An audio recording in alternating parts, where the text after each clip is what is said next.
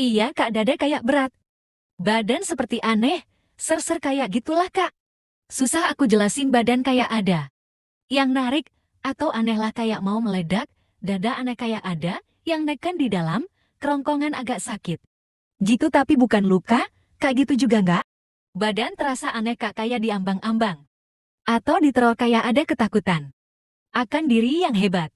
Badan kayak di ujung tanduk. Gitu bang, gelisah gitu ya? Assalamualaikum warahmatullahi wabarakatuh. Ketemu lagi dengan saya, yaitu salah satu mantan pejuang gangguan asam lambung, GERD, dan juga anxiety. Pada kesempatan kali ini saya akan membahas tentang itu yang dialami oleh salah satu teman kita. Saya akan membahasnya singkat saja, tentu saja berdasarkan pengalaman pribadi dan juga sebatas pengetahuan yang saya ketahui saja. Bukan sesuatu bahasan yang paling benar-benar benar. Gini, rasa sensasi yang dialami oleh salah satu teman kita ini, itu semua yang paling ujung, yang paling sumber itu adalah masalahnya karena kita mengalami gangguan asam lambung itu sendiri.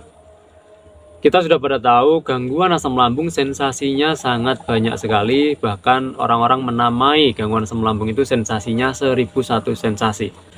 Padahal ketika kita hitung beneran nggak ada 1001 juga, cuman memang saking banyaknya. Dan dari beberapa sensasi yang banyak itu dialami oleh teman kita ini. Mengalami dada berat, nggak nyaman, ser-seran, badan kayak ngambang, badan kayak ditarik, kayak gemeteran juga, kayak diteror. Itu adalah karena sumbernya kita mengalami gangguan asam lambung. Termasuk gelisah juga terpicu karena gangguan asam lambung naik. Tapi gelisah juga bisa muncul tanpa dipicu apapun. Tapi kalau diurus-urus ya, karena kita mengalami gangguan asam lambung. Dan juga biasanya gini, ketika kita asam lambung naik, terus kita gelisah, kita nggak nyaman, setelah itu ditunggangi oleh cemas. Cemas biasanya ikut gabung. Ketika kita cemas, kita akan semakin gelisah. Semakin gelisah, semakin sensasi semakin terasa. Dan kita semakin cemas, semakin gelisah, sensasi semakin terasa, itu muter terus. Ketika kita nggak bisa mengantisipasi, nggak bisa menyetop, maka lama-lama kita akan bisa kena serangan panik. Dan itu mungkin yang dibilang teman kita kayak diteror, kayak ketakutan. Luar biasa. Kayak seperti di ujung tanduk. Ya, teman-teman tetap tenang saja walaupun kena serangan panik. Yang namanya serangan panik hanya beberapa saat doang, setelah itu normal kembali juga. Tapi memang kalau bisa kita usahakan sekali jangan terlalu khawatir ketika mengalami sensasi yang seperti itu. Kenapa? Ya karena gini, memang sebenarnya nggak ada yang perlu dikhawatirkan secara serius ketika kita mengalami sensasi seperti itu. Beneran, nggak ada yang perlu dikhawatirkan secara serius banget, itu nggak ada ketika kita mengalami sensasi yang modelnya seperti yang dialami oleh teman kita ini. Jadi teman-teman usahakan sekali jangan terlalu khawatir ketika mengalami sensasi itu. Terus apa yang harus dilakukan ketika para pejuang gangguan asam lambung mengalami seperti itu? Ya balik lagi kita harus menerapkan yang namanya pola makan, pola hidup, pola pikir dengan benar. Kita harus cek kembali sebenar apa sih pola makan kita, sebenar apa sih pola hidup dan pola pikir kita, itu harus kita cek kembali.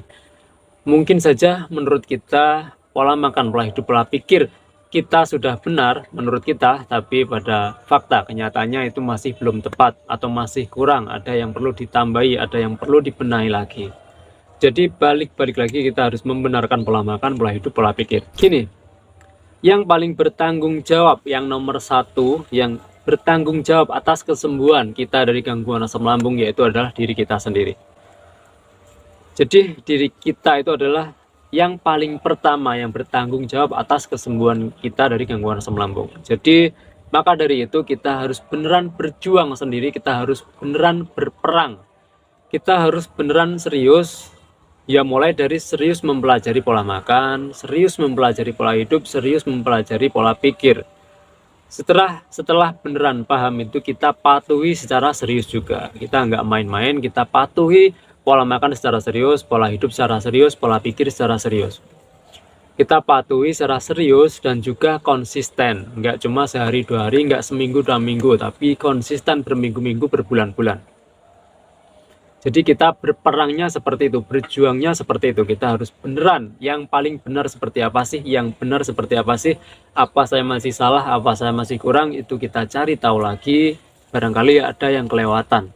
Dan ketika kita menerapkan pola makan, pola hidup, pola pikir dengan benar, nggak serta-merta kita langsung sembuh, nggak serta-merta kita langsung terbebas dari sensasi-sensasi itu. Nggak juga, seminggu 2 minggu kita masih akan tetap mengalami seperti itu. Tapi ketika kita masih sama mengalami seperti itu, kita nggak perlu khawatir juga, kita tetap terus berjuang, kita tetap terus action, serius, konsisten, menerapkan yang namanya pola makan, pola hidup, dan juga pola pikir itu. Di 3 minggu pertama kita sudah mulai mengalami perubahan, mulai enakan, ya tetap belum sembuh, tetap belum, cuman kita sudah mulai terasa. Ketika kita benar-benar menerapkan pola makan, pola hidup, pola pikir secara benar dan konsisten, entah sedikit dua dikit kita sudah mulai merasakannya. Jadi sekali lagi teman-teman, ketika mengalami seperti itu, balik lagi kita harus membenahi yang namanya pola makan, pola hidup, pola pikir. Dan juga teman-teman harus diusahakan sekali, jangan terlalu khawatir ketika mengalami sensasi yang seperti itu. Saya berulang kali bilang bahwa yang mengalami seperti itu bukan hanya kita sendiri, tapi di luar sana para pejuang gangguan asam lambung yang sudah berhasil sembuh, atau bahkan mentor-mentor asam lambung pun dulunya juga mengalami sensasi seperti itu. Yang penting kita terus menjaga yang namanya 3P. Karena yaitu tadi yang paling bertanggung jawab atas kesembuhan diri kita sendiri, itu yang paling pertama adalah diri kita sendiri. Kita harus beneran bangkit, kita harus beneran action.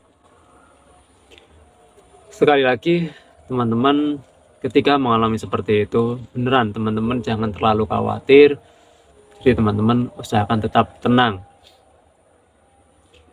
Kita banyakin usaha, kita banyakin action, kita konsisten, kita serius, kita jujur dengan diri kita sendiri menjalankan, mematuhi pola makan, pola hidup, pola pikir itu.